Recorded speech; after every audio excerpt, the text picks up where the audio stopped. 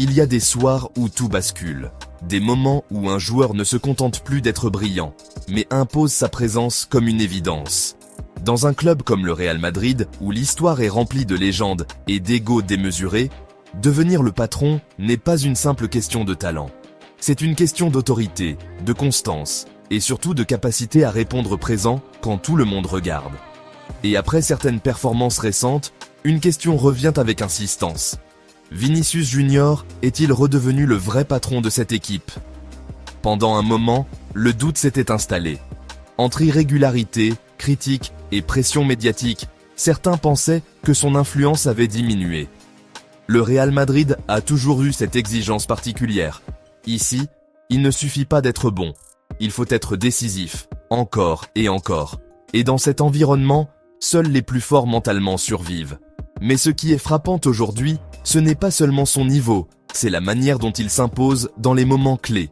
Il ne subit plus le match, il le façonne.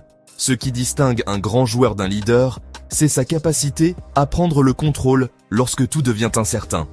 Et c'est exactement ce que Vinicius semble avoir retrouvé. Il provoque, il accélère, il déséquilibre. Mais surtout, il décide.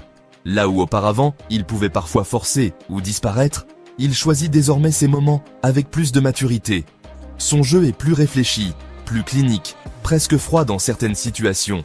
C'est le signe d'un joueur qui a franchi un cap. Mais être le patron du Real Madrid, ce n'est pas seulement briller individuellement. C'est aussi influencer le collectif, imposer une énergie, une dynamique. Et c'est là que son évolution devient encore plus intéressante.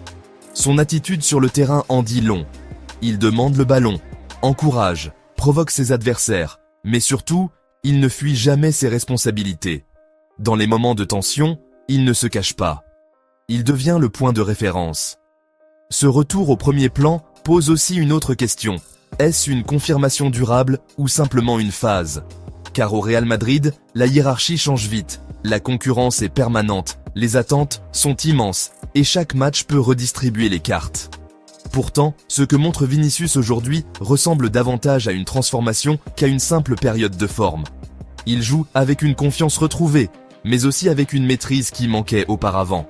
Finalement, la vraie réponse ne se trouve pas uniquement dans ses statistiques ou ses actions décisives. Elle se lie dans la sensation qu'il dégage. Quand il touche le ballon, il se passe quelque chose. Quand le match devient tendu, les regards se tournent vers lui. Et dans un club où seuls les plus grands marquent leur époque, ce genre de présence n'est jamais anodin. Alors, Vinicius est-il redevenu le vrai patron du Real Madrid? Peut-être que la réponse est déjà visible, sans même avoir besoin de la formuler clairement. Parce que dans ce type de club, les patrons ne sont pas désignés. Ils s'imposent.